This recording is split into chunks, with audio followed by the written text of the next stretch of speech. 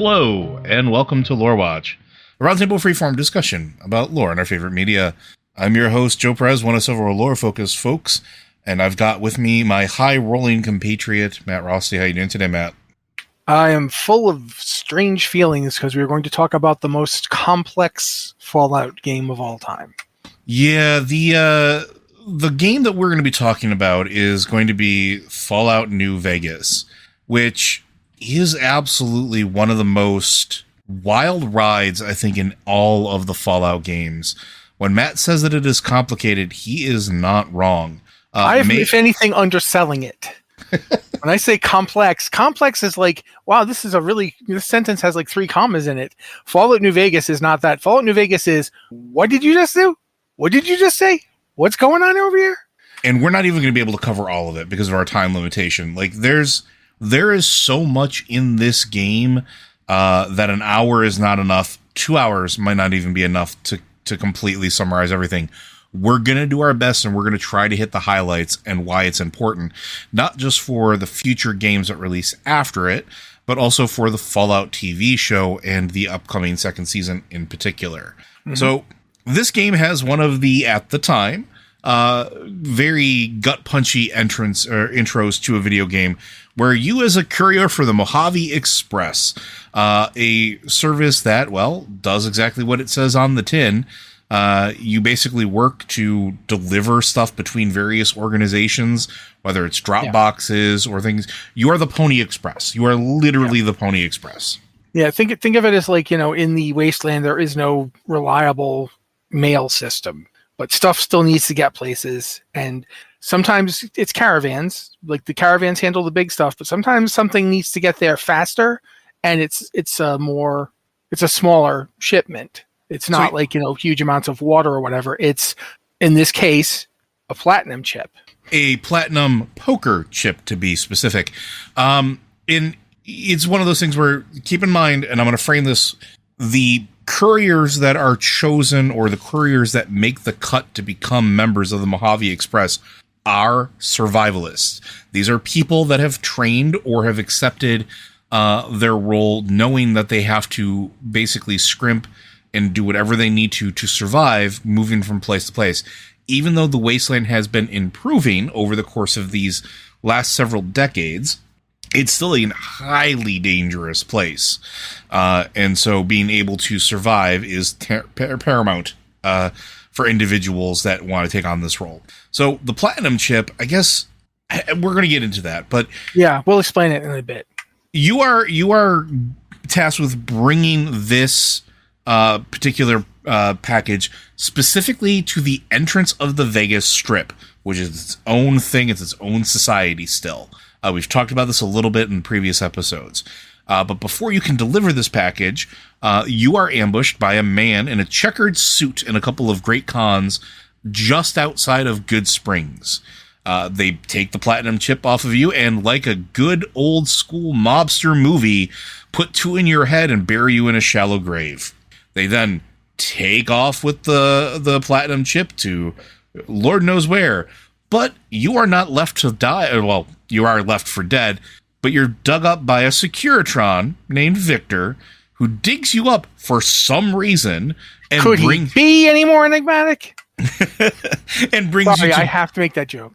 Yeah, absolutely. But he brings you to Doc Mitchell in Good Springs, who's a local doctor for medical attention. And I am air quoting that because this is the first very large implication of the game, because you survive miraculously. The game even notates miraculously recover and regain consciousness.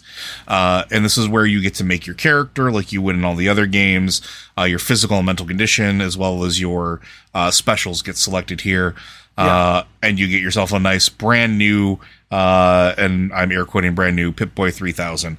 So yeah, I gotta, before you keep going, Joe, I have to make a point for this for people. First game, you are a member of a vault sent out into the wasteland to try and get a water chip for your vault. Second game, you are the descendant of the first guy, and you're trying to basically save your small community of people, and eventually you will help get to the vault dwellers and create a new city there that will help lead to the formation of the NCR as we know it. Third game, you want to know where your dad went, and it turns out that you're going to get irradiated. In this game, you get shot in the head. Literally, you hit start, and you get shot in the head after like a 30-second monologue. Boom! It is the most. Here you go. I remember reading once somebody said that playing Mass Effect for the first time, it felt like BioWare didn't feel like explaining anything to people. They said something like, it's like you've just pulled up to an Olympic pool and they're like, just go ahead, swim forever. Fallout New Vegas is way, way more swim forever. They do not care at how weird this is or how weird it gets. They just, you go ahead, figure this out. And this comes from the folks at Obsidian who make a ton of games that follow that to the letter, right? There's a reason that this is sort of their calling card, and it is. I'm not going to complain. I think it's perfect. I also think we should mention this game is made by guys like Boyarsky and Kane. This is made by the people that made the first 2 Fallout games. Yes. So yes, Bethesda came along and bought the IP and made the 3rd one. And then basically, since the people from Black Isle and Interplay had formed their own companies, they went to Obsidian, which at the time had Tim Kaine, and said, we'd like you to make this New Vegas game because we need to turn another one out as quickly as possible. And for some reason, people keep doing that to you. And they did it. And they did it in 18 months? 18 months.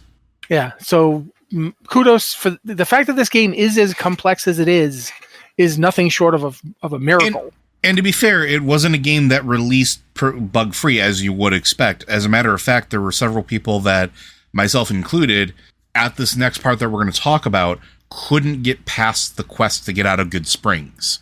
It is just a thing that happened, and it was fixed later, but it took a while. But yeah, so you're sent out into the world, and you're essentially, your first task is to help Good Springs with a little bit of we'll call them a raider problem, although they're not quite fully raiders here. They're basically coming to exact vengeance on the town. You step in and you can do one of multiple things. You can side with the residents. You actually have an opportunity to side with the raiders. You have the opportunity to do nothing and let everybody just kind of duke it out and just kind of sit back and watch what happens. But I chose to help because that's what I did. I chose to help because I had dynamite. Yeah. And now keep in mind, this is all happening after you were just shot in the head twice.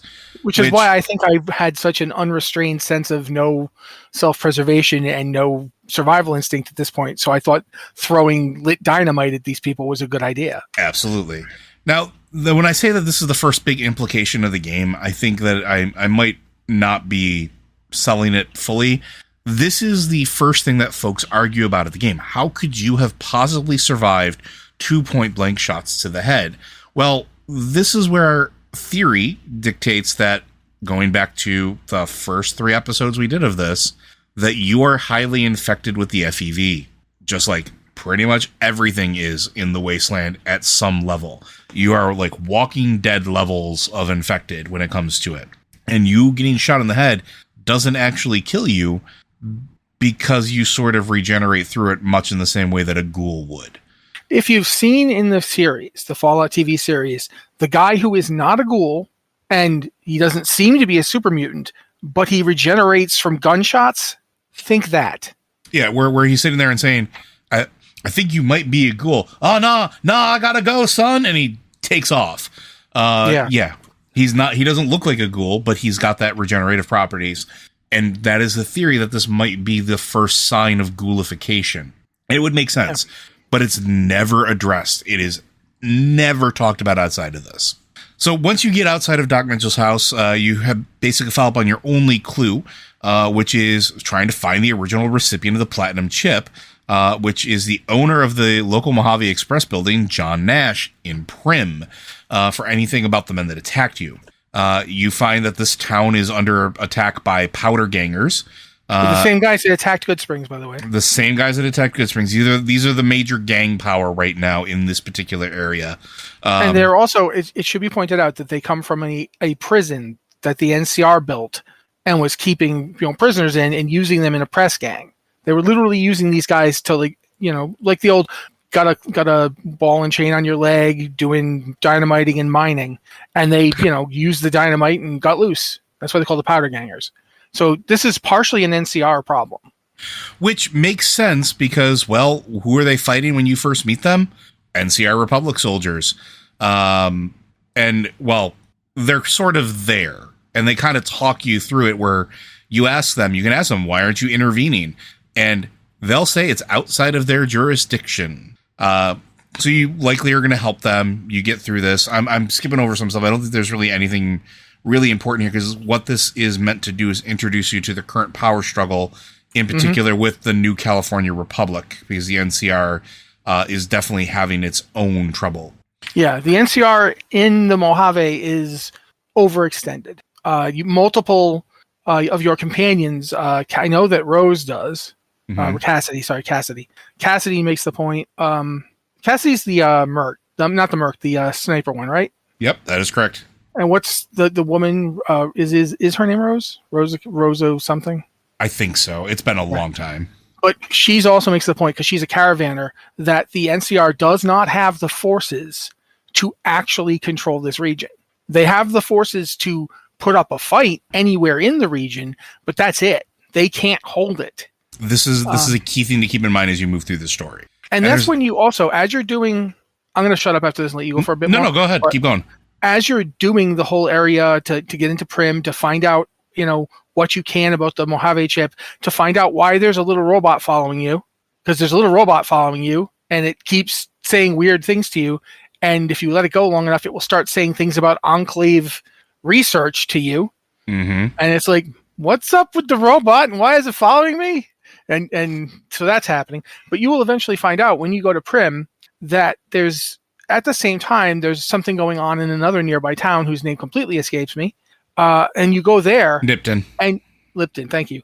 You go to Lipton after Nipton some... and Nipton, sorry. Okay.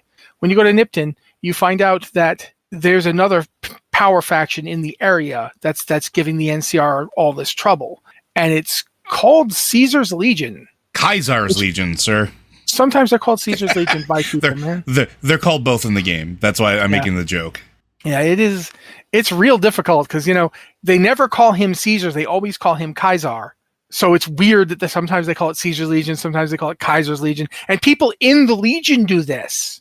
Yes. It's not just that, people from outside the Legion don't know the right name. People in the Legion call them Caesars and Kaisers. But regardless, they're basically like if really Rome obsessed cosplayers / reenactors decided to take over the West, and were doing it because they've learned the lessons of Roman warfare, which, if you know anything about Roman history, is basically just be as horribly bloodthirsty as possible, not because you actually like murdering people, but because it will make people afraid to fight you. Yeah, and so a little background on the Caesar's Legion, because I think you find this out throughout the game, but we're going to be pressed for time. It was founded in 2247, and it is a dictator / slaver ship. So they have learned those lessons to the point where they have an absolute leader. They're basically looking for bodies, and are looking for people to enslave and put to work for various things, whether it's building their own civilization, whether it's other forced labor, whether it is their entertainment. This is basically how it goes. And it's real bad to be a woman. Absolutely. I'm not going to get into the details, but you can probably already guess what the deal is there.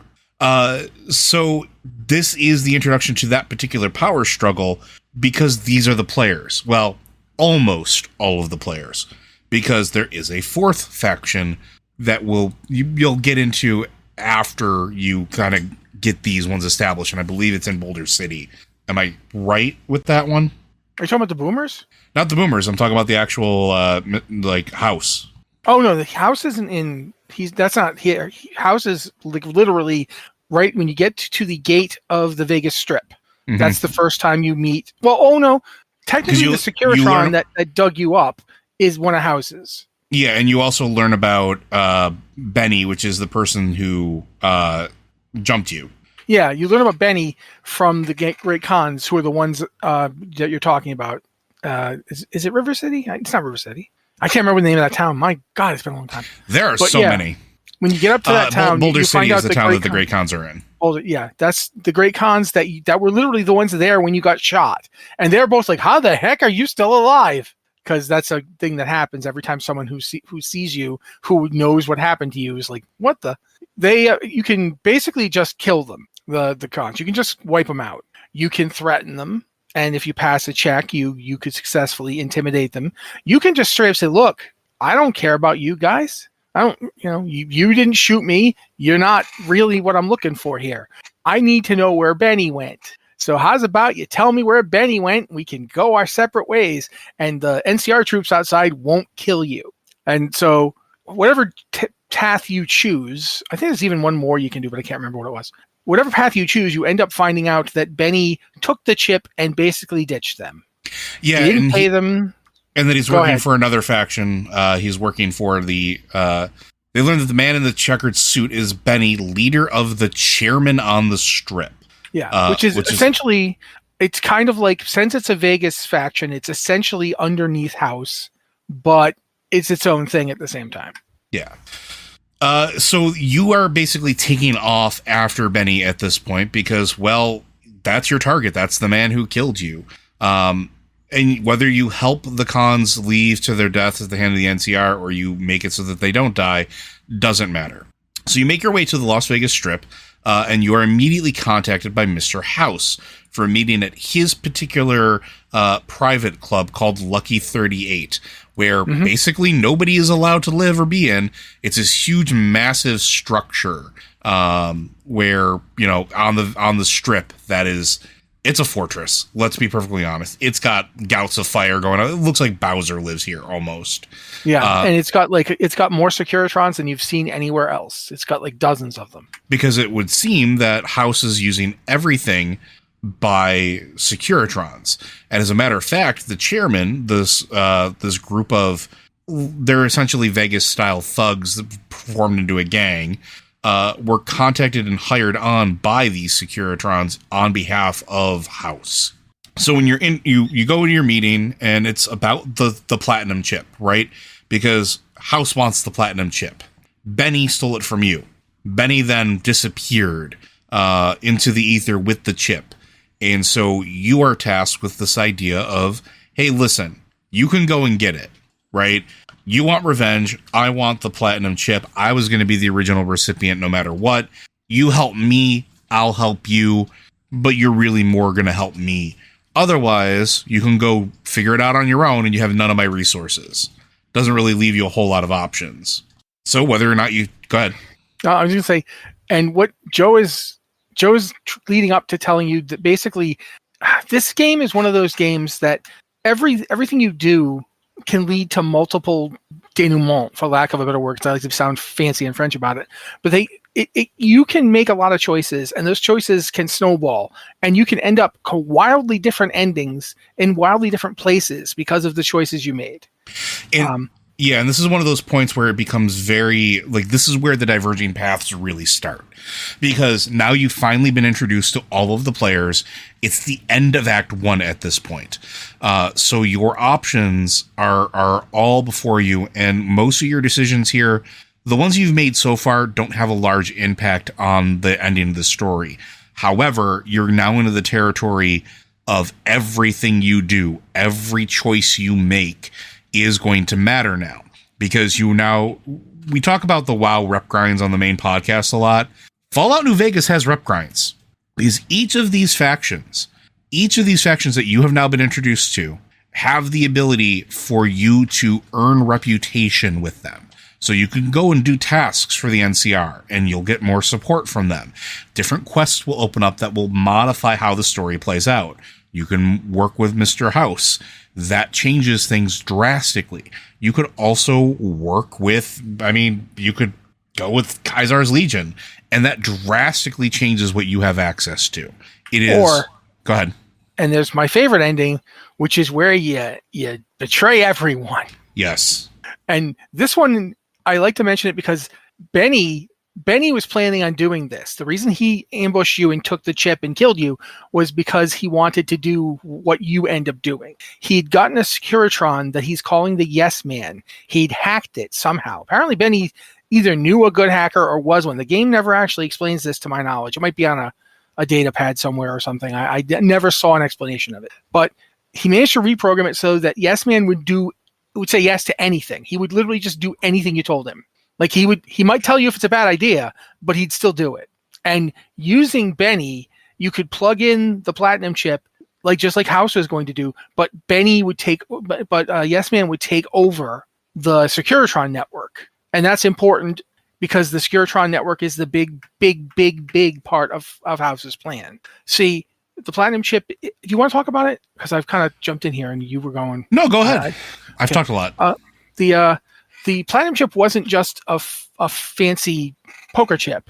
It was literally a super sophisticated, computer chip for the time. Keep in mind that most of Fallout's computers are built on the idea of, instead of going for miniaturization, they went for, vast storage. So their computers are actually still like an old Unix computer in terms of how they've got the black and green UI, and it's all very simplistic. This chip was a quantum leap forward. It was essentially the first truly transistorized chip, and the first little printed circuit chip. And they were going to use it to run the entire defense network that House had built because he knew the war was coming. Yeah, this contains the Mark II operating system for all of the Securitron network. Yeah. So, and by using it, he could completely defend New Vegas, or at the time just Las Vegas, from the inevitable nuclear attack. Unfortunately for him, the missiles were launched before the chip was sent out. Mm-hmm. And so without the chip, he had to go with the Mark I system, which was good enough to preserve the Strip and his base, but was not good enough to preserve the entirety of Vegas, much less the area around Vegas. And so House was forced to go with Plan B, which was to... Should we tell him what happens to House here? Go for it. House was basically forced to essentially put himself in cryonic suspension and plug himself into the computer system so that he's essentially... If you remember, we talked about Fallout 3, where Stanislav Vron put himself into a VR system and essentially spent almost 200 years in it. House does the same thing, except he's not dwelling in a VR world. He's fully aware of the actual world around him. But he doesn't... In fact, he's interacting with it, right? Mm-hmm. Every time you deal with him, and you do deal with him, you're dealing with it on monitors. You're dealing with it through Securiton screens or terminals. But he's still able to interact with the world and still affect change, unlike the other one, which was completely isolated. Yeah. He wasn't able to for a while because he was very badly injured. Yes. When the bombs fell. So there's 100-year period where he's out. But once he starts coming back online, he starts doing things like sending Securitrons out to figure out where'd the chip go? Where is the chip? How do I get the chip back? Things like that. And then that's how the entire events of this game happen, is one of the Securitrons he sent out finally found the thing. But since a Securitron traveling back with the chip would be extremely easy to find, he decides to go with a courier. Unfortunately for him, Benny found the courier anyway. Okay, wow, it's just so much. There is a lot here, and this is all this is laid out throughout the course of the game. But that's not the major event that really sort of kicks it off. The first thing that kicks it off is the second battle of the Hoover Dam, or at least the prelude to it, where you start going. This is where you get the option of who you can side with. Matt mentioned the Boomers earlier. They are a group that the NCR absolutely needs their help. They're a tribe formed out of a group of vault dwellers who originally inhabited Vault 34, which was overstocked, which had an overstocked, unprotected armory, which led to a very gun-centric culture among the dwellers. Sound familiar? And no population control. Let's not leave that part out. And no population control. No ability to control population. So it quickly grew overpopulated with armed mobs. And the So- boomers are the ones who smartly decided to leave rather than stay and fight because everyone was heavily armed and everybody thought guns were the best thing ever. And then you go ahead with this part, man, because Well, go ahead. They when they left the vault, they sort of defeated and everybody that they came around. Like the raiders were not organized, the boomers were. The raiders had guns made out of pipes. The boomers had actual guns and laser rifles and all sorts of other stuff, as well as explosives. Body armor, yeah. In body armor, there was a lot of dead bodies around them. I believe that the game that the stat that the game throws at you is that for every one dead boomer, 43.6 hostiles were killed. That's how effective and efficient they were. And that's a pretty good number, by the way, in case you're wondering. So the boomers wind up locating Nellis Air Force Base, which is a pre-war military installation that was hit by several nuclear weapons, but that wound up avoiding House's missile defense network, which made it uninhabitable due to high radiation levels. However, what is inside of Nellis Air Force Base? More weapons. And actually, the best part was that they'd stored some old 20th century munitions, namely howitzers, inside Nellis because they had no place else to put them. It's not like Nellis was a particularly necessary base. It was almost decommissioned. So yeah, the boomers come along. No one's been in here to touch it because for the first 100 years or so, it's been so heavily irradiated that nobody could get in. But they're vault dwellers. They have access to anti-radiation meds, and the radiation has died down because the bombs came like almost 200 years ago. So they move into Nellis, and the first thing they find are the howitzers, which now means they can just take pot shots at anybody who even tries to come close to them. And they love guns so much that they're absolutely down for this. The second thing they find are flight simulators.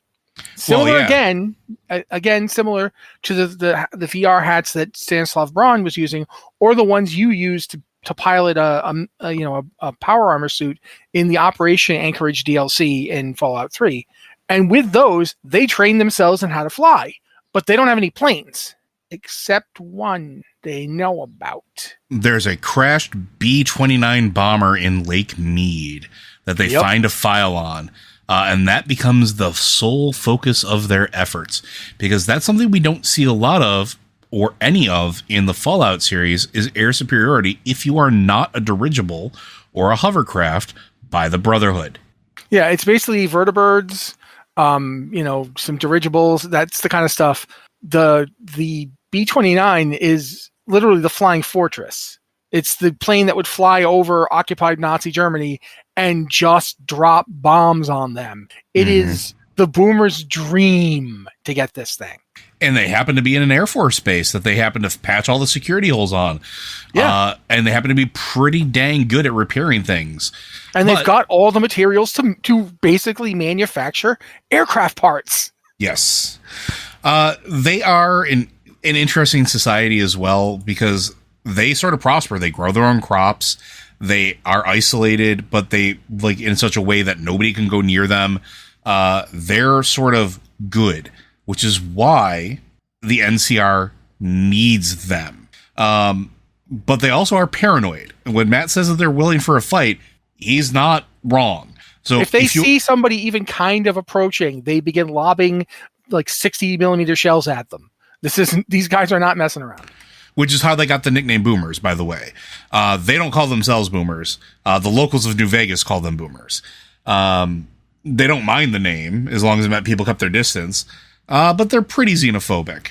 All of the factions in New Vegas have tried to get their favor.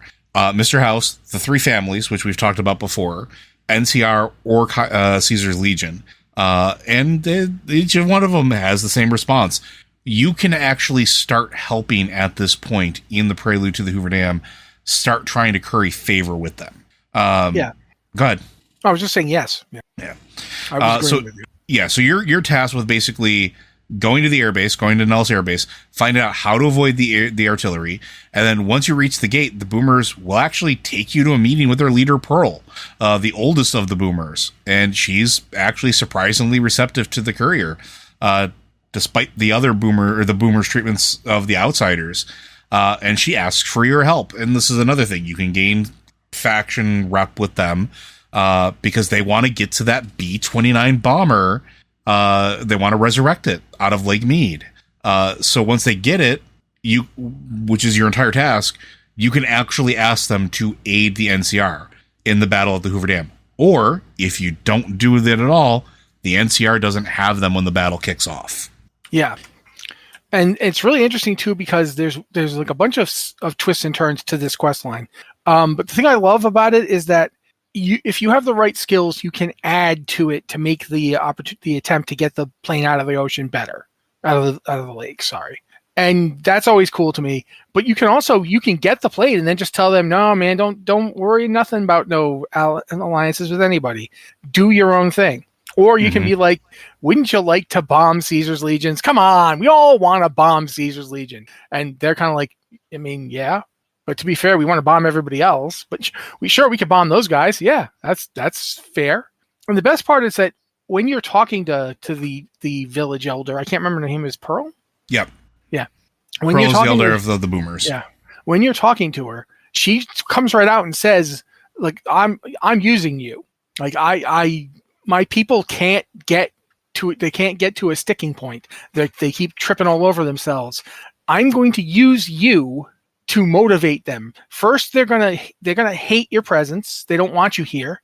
And then as you start helping us, they're gonna be like, hey, maybe some outsiders are okay people, and I can use that to get them to do what we need them to do. So she's right up front about it. She is not playing a game. She is straight up with you. You know, I don't trust you, but we have to deal with the outside world. These NCR people have showed up. Sure, they're not getting to us now, but who knows? Like, you know, do they have vertibirds? Do they have, you know, we don't want to have to deal with this. So, you know, she's using you, you're using her, and it's really interesting because it's very upfront. And also note the absence of one key faction here, because we've already covered that they've decided to move east. There is no Brotherhood of Steel in this game. No, that's not true. That's absolutely not true. Oh, wait, am I misremembering? Yes, you are misremembering. There's one member of the Brothers of Steel who joins you as a companion. Oh, that's right. And she's voiced by Fiona. Oh yeah, she's voiced by a very famous actress who started Geek and Sundry and was the reason that we got Critical Role for a while. I can't remember her first name, and I keep trying to call her Fiona, but it's not Fiona. Something Day. Her last name is Day. Felicia Day. Felicia Day. That's what. Yeah, not Felicia Day. Thank you. But Felicia Day voices the scribe buddy. Veronica Veronica, but she's a disillusioned Brotherhood scribe. Oh, yeah. Absolutely, but she takes you to their base in the Hidden Valley. That's right. And that's how you get power armor training. Only way you can get power armor training in Fallout New Vegas is from these guys. You know, here's a fun bit. As many times as I've played this game, I've never once done it with power armor. Whereas I never play a Fallout game where I don't get power armor, because that's the point. I only play this game to get to walk around to the power armor. I can't believe I forgot about that. Wow. Yeah, no, but the Brotherhood is not a factor, because the Brotherhood tried to stand up to the NCR at a power station and they got stomped. Mm-hmm. And they knew they were going to get stomped because there simply weren't enough of them. And they were telling them left. Yeah, a lot of them had left. So they were talking to their leader, Brother Elijah, and they're like, Brother Elijah, we can't do this. And it was, in fact, Brother Elijah's refusal to break ranks and leave that got most of the Brotherhood of Steel killed in a confrontation with the NCR. And it's what causes Veronica to become disillusioned, because he was her mentor. He was like the person who taught her everything. And so she like followed him into his idea against the NCR, and it got the Brotherhood of Steel practically wiped out. Like, the Brotherhood of Steel in the Mojave is one little bunker with like, I'd say 50 people, and that's it. So they're not a power. However, they're not a power faction. However, you can get them to ally with the NCR. They won't ally with Caesar's Legion, but they will agree to stay out of it if you make certain decisions. Depending on who you allow to be in charge, like you can help one of the paladins become the overall leader, or you can leave the current leader in place. If you leave the current leader in place, you can talk them into befriending the NCR if you don't blow them up, which the NCR will actually tell you to do that at some point, I think. I think so. Yeah, but if you don't do it, you can talk them into actually helping the NCR, showing you that sometimes the NCR doesn't know what it's doing. Big surprise. But yeah, they're not like a major power faction here. They just like the Enclave makes an appearance too. Yes. And that's because one of your companions, Arcade Ganon, was raised by the Enclave. And if you do the right quests, again, one of the things you'll hear us saying a lot about this game is if you do the right quests, you can get a team of Enclave power armor troopers and to join you and attack the NCR. And it's hilarious. Or you can actually get them to join the NCR and attack Caesar's Legion. But if you do that, one of them tries to kill you. Because that guy, he hates the NCR so much. He absolutely can't work with them. And so you end up having to kill him. Mm-hmm. Which is sad, but whatever. But it is like the problem I'm having is there's always going to be more stuff like that. Like there's so much, right? Like there's so much that happens because Act 2 sounds like it should be quick, but it's not. Because everything is leading up to the Battle of the Hoover Dam, which is it's the end cap. It's the crescendo before you get into like the final, like the epilogue of the game where you actually deal with a lot of the choices. And so there's a lot of things that you're introduced to, like you go to Freeside, which is basically a settlement where they're not pretty happy with the sort of the occupancy. They're not happy with NCR pushing its way in, and they're just kind of like tolerating things. But everybody thinks that it's about to boil, like everything's going to boil over and it's going to be a hotbed of like aggression and it's going to be bad. And truth is, it will be if you don't do anything. So you deal with that. And it also gives you probably one of the best companions in the game, as far as I'm concerned, because you do the stuff in Freeside, and you complete a side quest called GI Blues. You get yourself Rex, the Cyberdog, because that's the only way to get him. And it's one of those things where it's like, it's easy to miss, but it's so integral and important. But then you also wind up having to deal with the Great Khans and the three families, because basically once you deal with the Freeside problem, I think it's Colonel Cassandra Moore recruits you to basically handle other NCR problems, where they have more enemies than just Caesar's Legion. They want you to take, basically look at the Khans at the Red Rock Canyon. They want you to take a look at the three families over at the Strip. Basically go there and see if you can deal with them and get them on board with you. There's Mr. House as a faction itself. There's just so much going on here. Mm-hmm. And then on top of this, you're also balancing potentially Caesar's Legion, because while you're doing all this, Caesar, who is not, and as you're chasing down Benny as well, I should say, Caesar winds up getting information. I'm skipping ahead a little bit here. Okay, yeah. But that platinum chip, Mr. House isn't exactly a subtle man all the time. That platinum chip is stamped with the Lucky 38 symbol, as is a Securitron vault that Caesar has found. He kind of puts two and two together there. And you have to deal with that. And how do you deal with that? I'm having trouble focusing here because there's so much going on. Yeah, let me try to blitzkrieg it. Go for it. And strip it down. This is me stripping this of so many of the side quests and so many of the sub quests. Act 1, get to New Vegas and find Benny. Act 2, decide who you're going to work with. You can work with Caesar's Legion. Even if you've been killing them the whole way up to Mojave, they will forgive you and say, hey, we actually are going to win this. You should be on the winning side. The NCR, if you've been killing them all the way up, the NCR will be like, look, we understand that you're a murdering lunatic. However, we've got some stuff we would like you to murder. So you being a murdering lunatic works. So, Cassandra Moore shows up. Or after you get to the Lucky 39, you do still have to go to, but I forget the name of the place that the chairmen are holed up in. They've got their own casino that they're running. Yeah, it's I can't remember what it is, but it is one of the casinos. You go into that casino.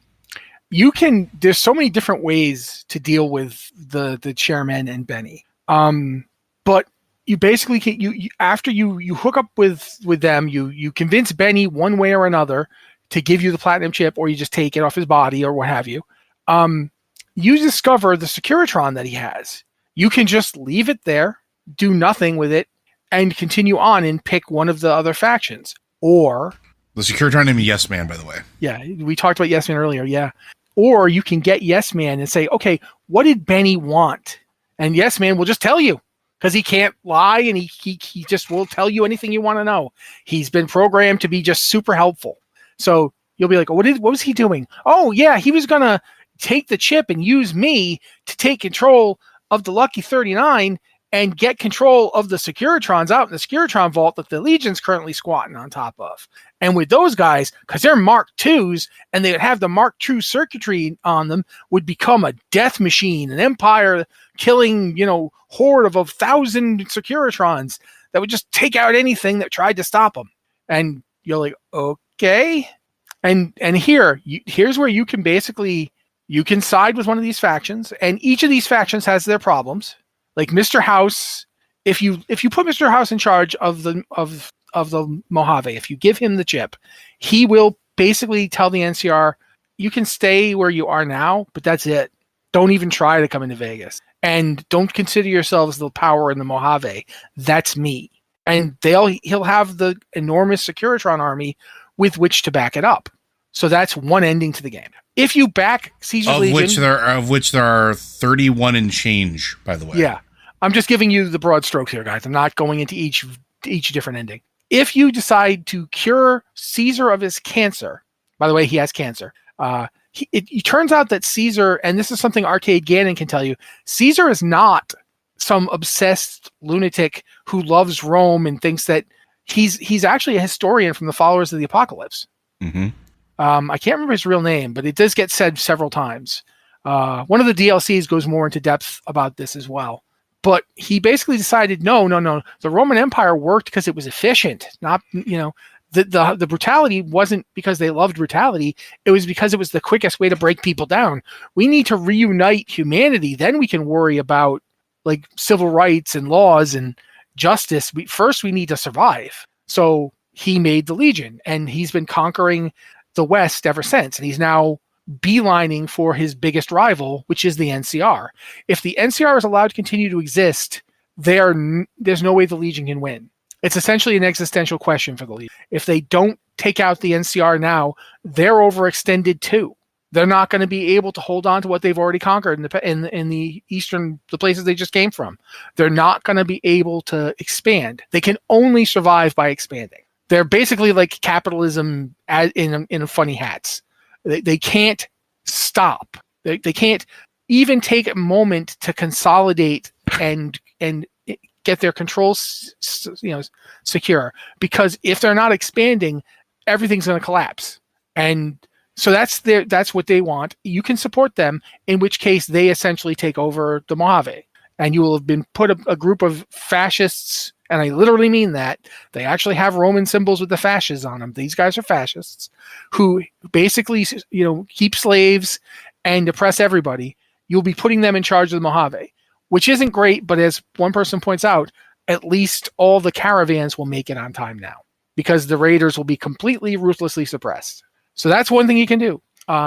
Or you can say, no, House is a maniac who wants to turn himself into like robo-dictator. Caesar just wants to turn himself into dictator. The NCR is incompetent. They're venial. They have like all sorts of problems, but they do actually want to help people, at least in the generic / abstract. Their goal here isn't to conquer and rule the Mojave, but it's not like they've really brought a lot of good things to the Mojave in their weight. It's like the best of possible bad options, except for the fourth possible option here, which is you grab Yes Man, you go into the Lucky 39 and you take the place over. And so now it's you instead of House. You and a crazy Securitron that has been programmed to just say yes to everybody are now ruling Las Vegas. And so those are the four directions that the story can go in, but there's so many quests and subquests and things you can do that can change how this all works. Yeah, and each companion has their own personal quests that you can do that change how those endings play out. Like, and almost all of them are at least good. And like, when I say that there's 30 some odd endings, there's 29, and then each one has a ton of subdivisions. And here's the interesting thing about Vegas. We don't know what the canonical ending is yet. Nope. We've not gone back, and there's slight references to it in 4, but nothing quite like, here's definitively what happens. And that's fascinating, because when it pertains to this, all sort of ties up into likely what is going to be the second season of the TV show, where, and again, mild spoilers here, if you haven't watched throughout the Fallout TV show, step away. One of the last scenes you see is the Vegas Strip. They're outside looking in, leading you to truly believe that the next season is going to take place in the Vegas Strip. So we know that whatever endings you've facilitated, Vegas still stands, which likely means that Caesar's Legion did not succeed. And that's the only thing we can infer so far. Because if I remember correctly, and it's been a while, and I'll have Matt keep me honest, if the Caesar ending goes through and you don't save Caesar, I think it's Decimus, the legate, takes over. The beast from the east. Yeah, and he just wages a military campaign of destruction and bringing everything under heel, which ultimately basically destroys the Vegas Strip and turns it into another holdout. And the Legion, yeah. Yeah. The thing is, without Caesar in charge, there's nobody there who is an actual politician. There's nobody there who actually understands how to run a society. Decimus is an amazing soldier. He is possibly the most skilled warrior of his generation, but he is not a leader. Like, he's like a great tactician, but his people don't follow him because they love him. They follow him because they think he will terrify the enemies. And he does. He absolutely terrifies these enemies. But he doesn't. He also terrifies his own people. Like, nobody likes Decimus. Nobody trusts Decimus. That'd be like trusting a grizzly bear that you found. Like, I was going to say, now, one of the things I think here is I think we're going to find out a couple more things when the show finally airs its season 2. And I'm going to make a couple predictions here. So out of all the endings that we have, and there are a lot of them, the one that I think is actually we're going to find is the right one, is I think it's going to be one of the independent endings. One of the ones that was, if you didn't engage with Yes Man, you never would have had, mostly because there's only 2 of them, at least as far as I know. And it's basically secure the independence of Vegas is how the independent ending works. And you do it one of 2 ways. Either you do it without the Securitrons, or you upgrade the Securitrons and you use them as part of your army to drive the Legion and the NCR completely out of Vegas. Because that's one of the sub things here, is the NCR wants to basically bring Vegas into its fold, which is very far away from where their seat of power is, right? And the Legion obviously wants it because resources and people and buildings, et cetera, et cetera, et cetera. If you do the independent one, you side with nobody. House is gone. The families don't have control over anything anymore. It's essentially it's all independent. Like my prediction is that when we start season 2 of the Fallout show, that's what we're going to find, is that it is essentially an independent oasis. At least that's my thought. Do you have any? Yeah, but mine is, I think it's one of 2 possibilities. I don't think they're going to go with a Legion victory story. Just straight up don't think they're going to do it. I don't think so either. The best possible hope there is that the Legion is just a bunch of Nazis in Roman outfits. Well, that Caesar lived and that everybody's enslaved. That is the best case scenario if the Legion wins. Yeah, and if Decimus is in charge, the Legion literally just destroys everything and flails around like a whale that got stuck on a beach. So I don't think that that's going to be. To me, I see 2 possibilities. First one is the NCR takes the place. And I think that is probably what they're going to go with, in my opinion, just because I think there is a tragedy coming for the NCR. Really? Yeah, I think the NCR is the theme of this game for both the Legion and the NCR is overextension. Like, unfortunately, we have to kind of talk about Lonesome Road to really get to why I think this. Go for it. But in the expansion pack Lonesome Road, you find out that the courier you're playing, before they got the quest to do the platinum chip, someone else was supposed to carry it, but didn't. And he didn't entirely to mess with you, because he knew what was going to happen. And the reason he knew what was going to happen was that he was shadowing you, because I think 10 years earlier, you made a delivery in the area that's now called the Lonesome Road. And what you delivered was a detonator that would allow them to launch the silos upon silos upon silos of ICBMs, intercontinental ballistic missiles, nuclear warheads, that were stored there. And it turned the place into a ghoul-filled, and something beyond ghouls even. There's a strange new kind of monster that's practically unkillable in the area. And you just walked away because you didn't know.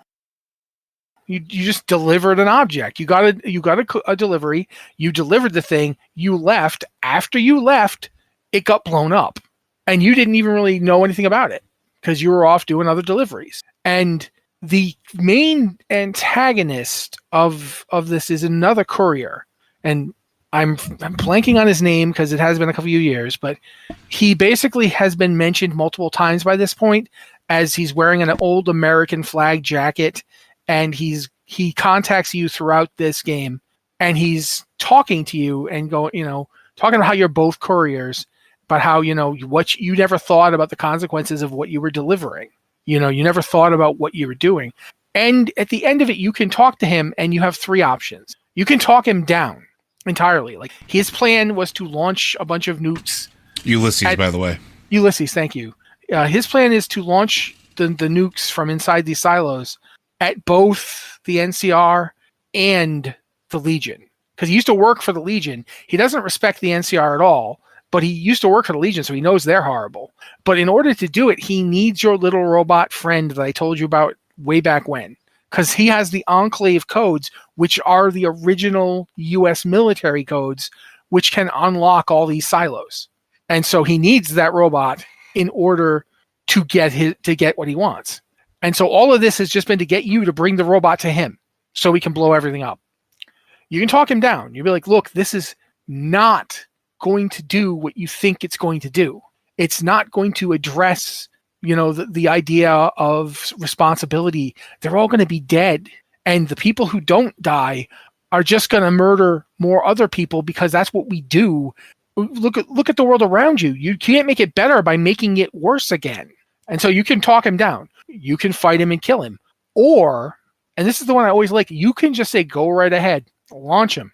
You can even tell him, you can pick a side to get nuked. You can go ahead and nuke the NCR, or go ahead and nuke the Legion. Or you can just say, go ahead and nuke everybody. I don't care. And it's really fascinating because it is the darkest ending to a game I've ever seen, where you can just go, yeah, go ahead and nuke everybody. Doesn't matter to me. I just make deliveries. And Ulysses is sitting there going, I tried to make you the sweeping enemy of this, and you're nothing. You're terrible. So yeah, and he still does it because he's got his plan. So yeah, I feel like that entire expansion pack is basically there to set up the idea that these imperialist powers that are forming, because when we're in New Vegas, we are like practically slightly under 200 years after the initial war. Mm-hmm. And what we're seeing is that despite the almost total extinction of humanity, our numbers have built back up, and we are building nations. And those nations are expanding, and they're coming into conflict. And the NCR exists because it gobbled up every little community in the area around California. That's why it's there. Now, it does so, and it does have, at least at this point, the equivalent of a democratic election, so to speak. Oh, yeah. But we're already seeing that the democratic election can sometimes just be a means to keep the status quo going. And oftentimes people will put up, we all know how politics works. 100%. Yeah. And that's the NCR is heading to a crossroads where it has to decide, do I want to be the new California Republic or do I want to be something else? And Ulysses, by wearing that old United States flag on his back, is basically saying you can't save America by being California. You have to be America. This land, these people, you have to be for them, not just happening to them. And that's the NCR's problem. The NCR is not in the Mojave because they want to help the people of the Mojave. They're in the Mojave because they need the resources from the Mojave. They need the power of the hydroelectric plant. They need the forward bases. They need stuff like what the boomers have. There's a lot of, it's not about the people. And that's why all these different groups ultimately, that if they go with an independent ending, you basically avoid the showdown that's going to happen when the NCR its reach finally exceeds its grasp. Which is what the setup of this is when you were first introduced to them, right? Like that's what they tell you. Yeah, right. Absolutely. They're spreading themselves too thin. They can't do this, which is why you have to get involved. And like they're on a collision course, like you said, with all these other civilizations. So you have, Caesar's Legion and all these other things. Caesar's Legion isn't going to be the only one that they're going to come in conflict with. It's going to happen more and more and more. It's just how that works. Another of the expansions, you go up to Salt Lake City, essentially, not actually Salt Lake City, but you go up into Utah, essentially, and you come upon entirely new societies up there. And one of the things that I think New Vegas does really well is it says to you, remember that the wasteland in Fallout and Fallout 2? Remember the Capital Wasteland in Fallout 3? Well, this place is not any of those. And that's happening everywhere. These kernels of humanity, if you've ever looked at one of those petri dishes that they basically swab it and put it in an incubator and then you pull it out and there's all these blooms inside of it. Mm-hmm. That's what civilization is doing. It's blooming.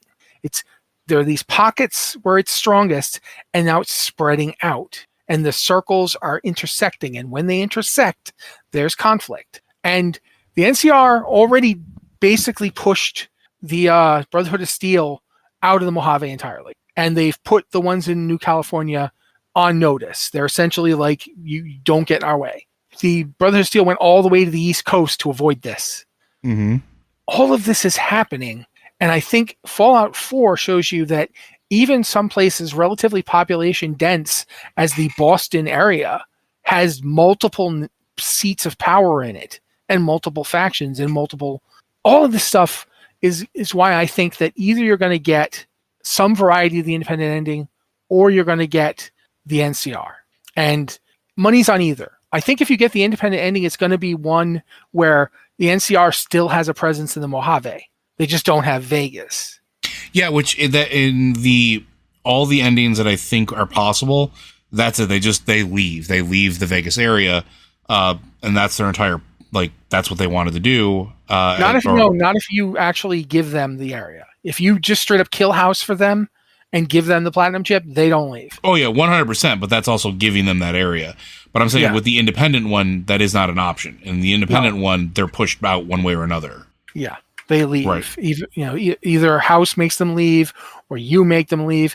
I think there's one where you don't actually get a control of the Securitron army. You just play everybody against everybody else. And that so everyone's essentially too tired to take the place over. Yeah, I think you have to kill House in that one, though. You do. House from all of those, House has to die. Otherwise, if House don't die, House is in charge. Yeah.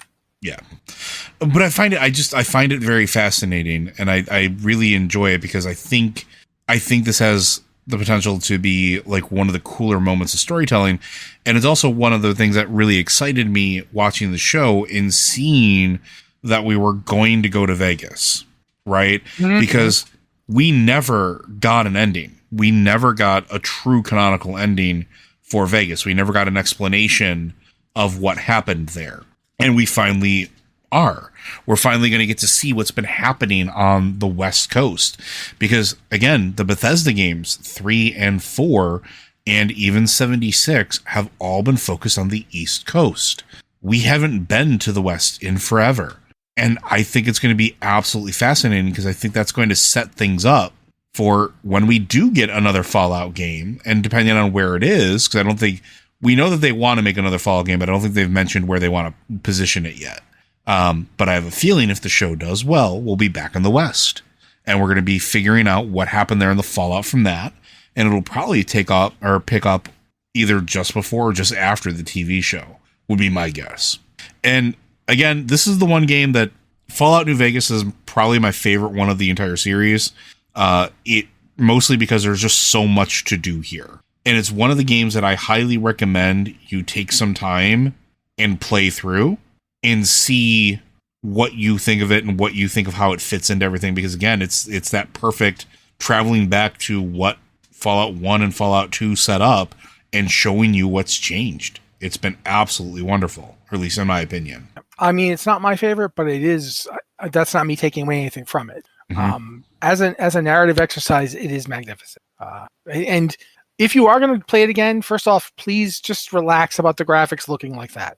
It's like if you play Morrowind in 2024, just accept that it looks like that. That's the best they could do at the time. Secondly, do everything. Don't zip through. Don't race to the end. Because take your time. While this is not a Bethesda game, it does have that idea of an open world full of stuff to do, some of which is only tangentially related to what the main storyline is. Yeah, and if you've never played an Obsidian games game, I mean, or if you have no idea what we're talking about, but you've played the Outer Worlds, you have played an Obsidian game. The Outer Worlds has a ton of stuff in it. Yeah, way more than you'd think. This is the precursor to that for a lot of good reasons. Actually, I'm going to say it straight up. While the Outer Worlds does have a lot of stuff in it, Fallout New Vegas is like 3 times its size. Yeah, easily. Yeah. And a lot of the quests, like there's the quest where you go and there's various vaults to explore, and there's some really heart-wrenching stuff. The environmental storytelling in this game is magnificent. Again, using magnificent again, but it really is. Like there's some things, like there's one part where you're listening to it. I don't want to spoil it for you. I'm not going to tell you which vault it is or what happens in a vault. But there's one part where you're listening to a recording of the people from the vault discussing what just happened, and everyone makes a decision except one of them who's like, no, and it's really like it'll make you stop and think like, oh wow, okay, Vault-Tec isn't just evil in its usual cartoonish ways. This was diabolical and subtle, the thing they did here. So yeah, absolutely. Take your time with it. Explore it. If you can only devote an hour to it a night, go ahead and do that. And just pick a place on the map, go to that map, and just see what you can find. Because there's a lot to find. Yeah. And it is, in my opinion, very rewarding. But I think that's where we're going to have to end it. Because again, there's so much. We have left so much out. We didn't talk about each and every one of the companions and their stories. Oh my God, just the companions, you could do it all. Just the companions, because each of them have an incredibly involved personal quest line. Like I talked about GI Blues with Rex. That's just a small portion. Like his quest is massive.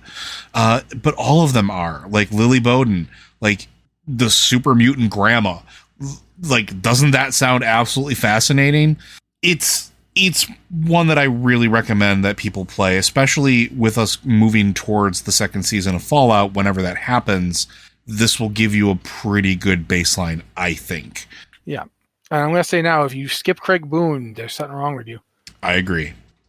But I think that's going to do it for this week, friends. Blizzard Watch is made possible due to the generous contributions at patreon.com/BlizzardWatch. Your continued support means that this podcast site and community is able to thrive and grow. Patreon supporters enjoy exclusive benefits like early access to the podcast, a better chance at having your question answered on our podcast to the queue, and an ads-free site experience. Next week, folks, we are going to be diving into Xal'atath, coming back to the WoW universe. If you ask why we're not going to be covering Fallout 4, well, to be perfectly honest, the story there is kind of bare bones-ish. There's a lot going on. Yeah. There's a lot going on, but it doesn't necessarily have a large impact yet. Let me put it to you guys this way. Fallout 4 is my favorite Fallout game, and I told him we should skip it. That's how I don't argue with people who say that the writing in Fallout 4 is not as good as New Vegas or even Fallout 3, because they're right. In terms of the narrative direction of the game, it has a huge error that makes the rest of it feel weird. The environmental storytelling's still great. Side quests are great. In fact, the side quests are so great that you will just want to do them and not necessarily advance the story, which I believe is a flaw. When your game does that, that's a problem. But regardless, yeah. But we'll see what happens with the future, and we'll see what happens with future announcements. The expectation is that we're going to see a new Fallout game relatively soon, or at least announced relatively soon. I'm hopeful that that is the case. I really enjoy the series, and I definitely want more of it. But I think we're going to end it there, folks. We'll see you next week. Adios.